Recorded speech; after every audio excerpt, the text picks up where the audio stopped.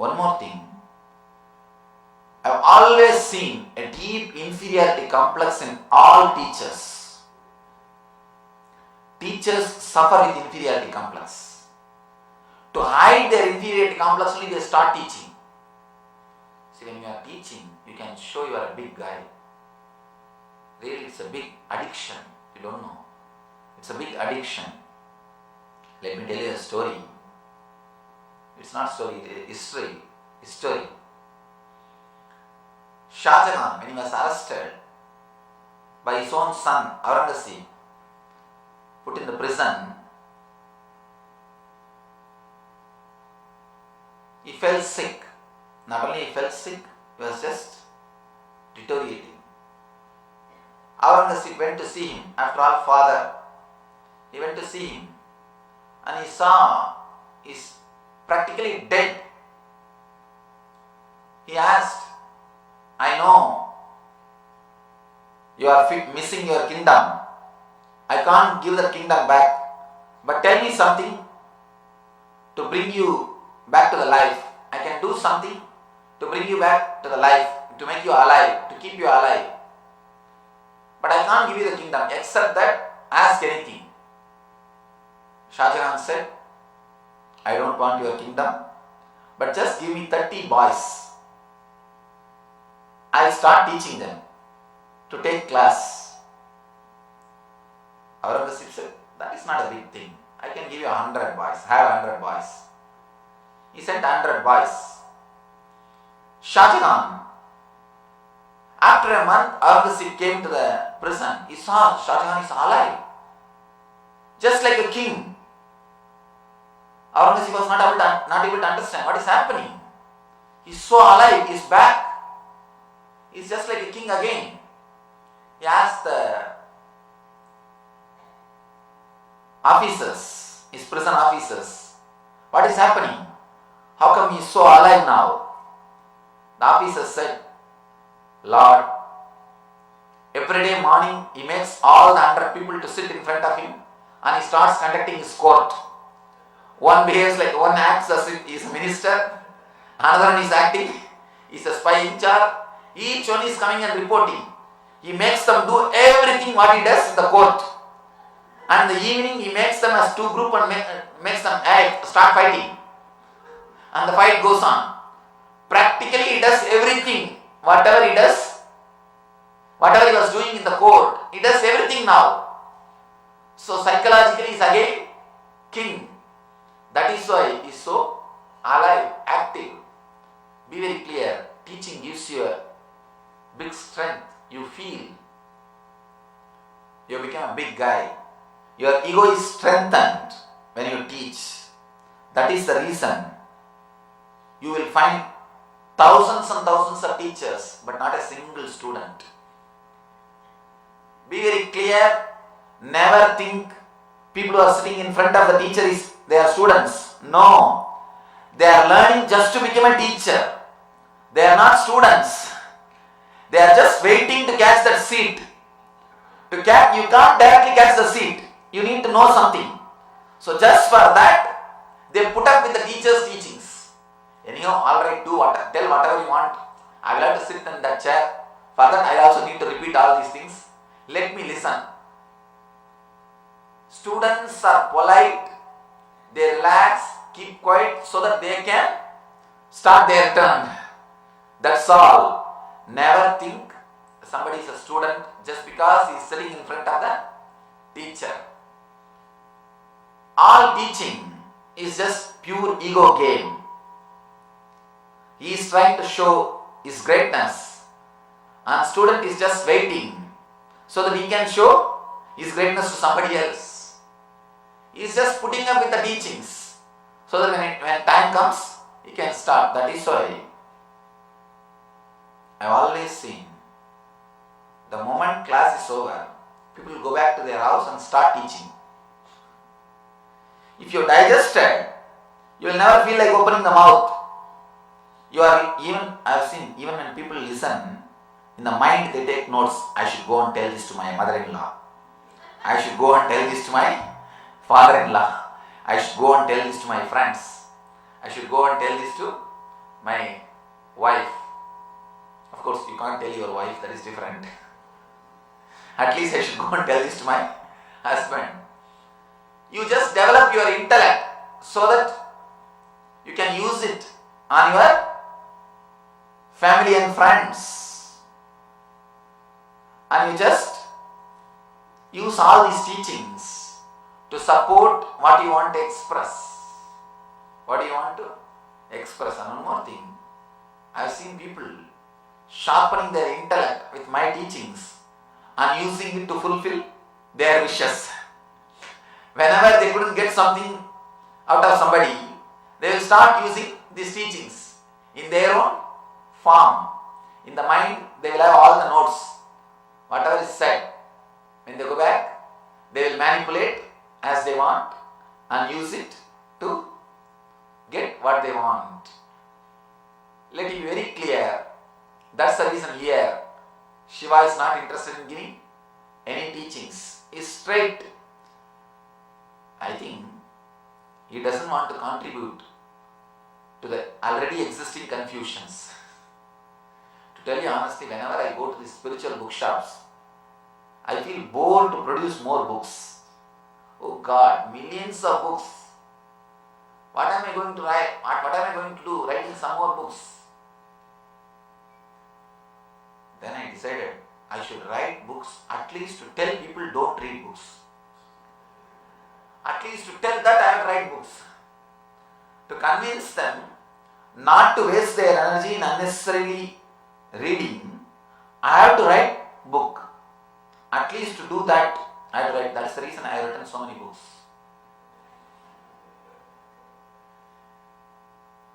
Actually, Ramana Maharshi says beautifully, whenever you can be in the state of Atman, that enlightenment, be in that same ecstasy and bliss, whenever you can't read the books which again and again tells you don't read, go into the experience, which encourages you to go into the experience, means books written by great enlightened masters.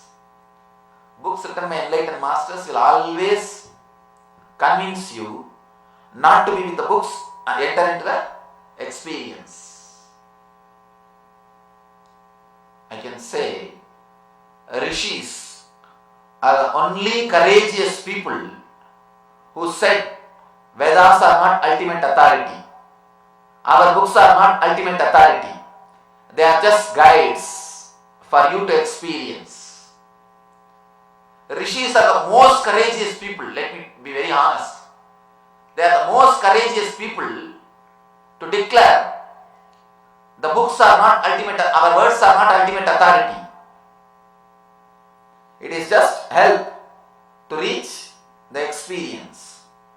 And one more beautiful thing, Rishis are the only people who kept the possibility of updating open and available for the next generation. You can update our scriptures. There are smritis. Continuously you can update. Updating is possible.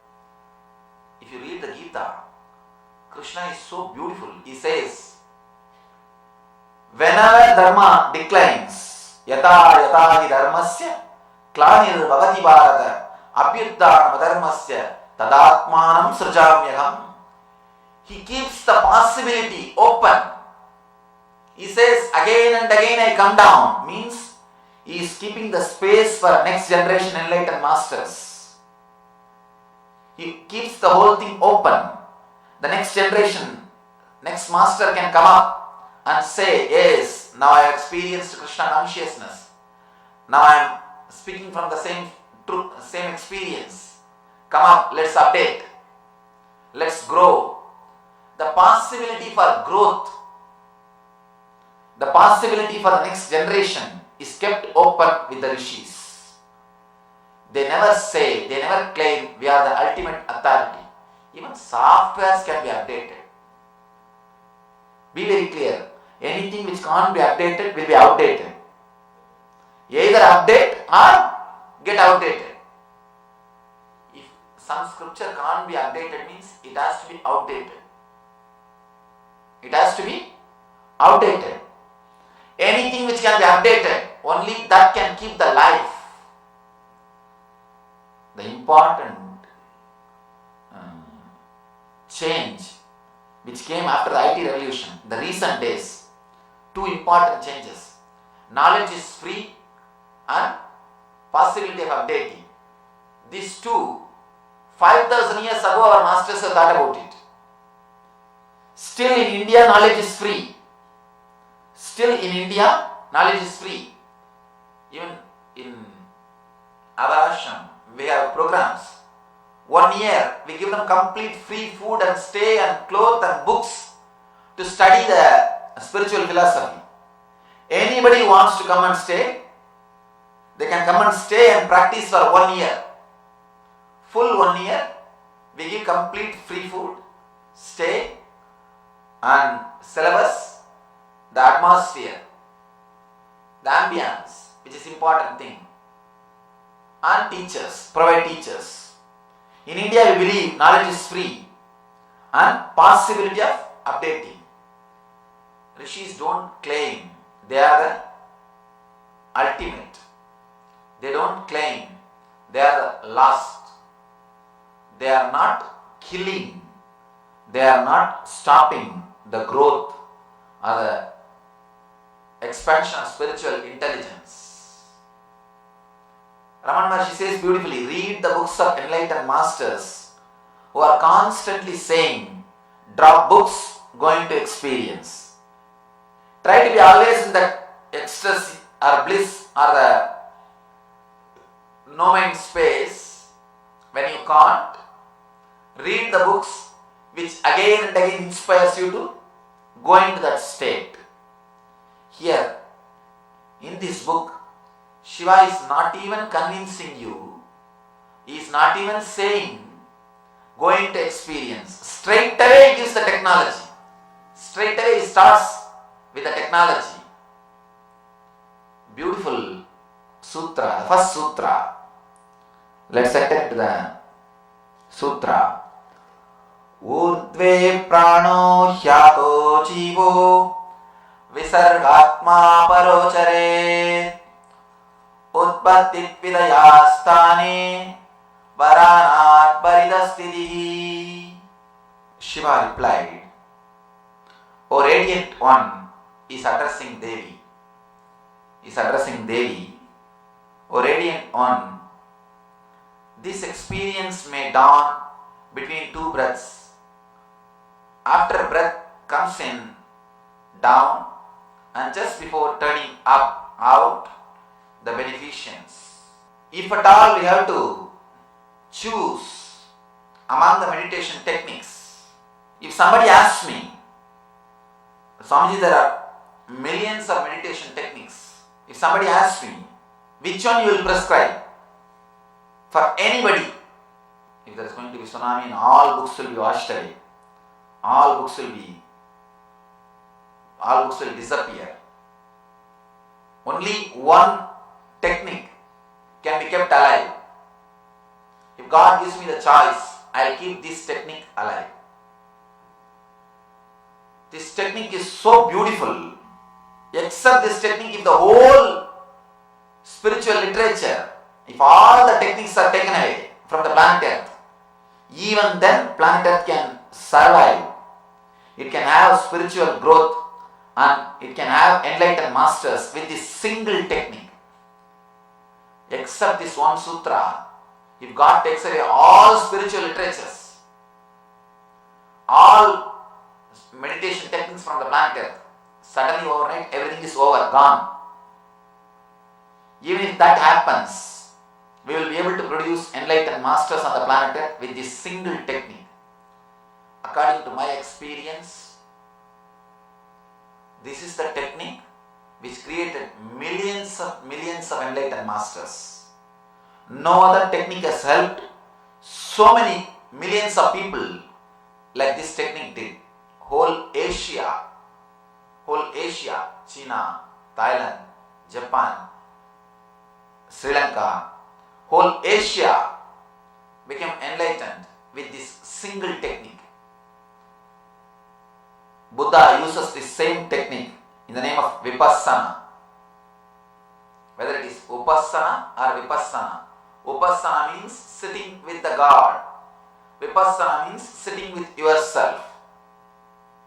Whether it is Upassana or Vipassana, technique is one and the same because you are God. Sitting with yourself or sitting with God is one and the same. When you don't trust yourself, you sit with God. When you trust yourself, you sit with yourself. That's all. If you trust God, it is called Upassana. If you trust yourself, it is called Vipassana. That's all. But this single technique has liberated millions of people. The one and only technique which Buddha promoted. The whole Buddhism is only this one technique. The first technique of Shiva and the first line of Shiva is the whole essence of Buddhism. And the whole Asia had enlightenment, produced so many millions of enlightened masters only based on this single technique. Whole Tibetan Buddhism is only this one technique. Throughout the Tibet, if you go around, you will hear only about this one technique. And no other country has spent so much of energy, did so much of research like Tibet in the field of consciousness. In the field of consciousness, no other country has done so much of research like Tibet. And if at all Tibet is brought back to its original glory and given the freedom of the spiritual research and development, and it can contribute to the planet Earth so much. It has so much. It can contribute really a lot.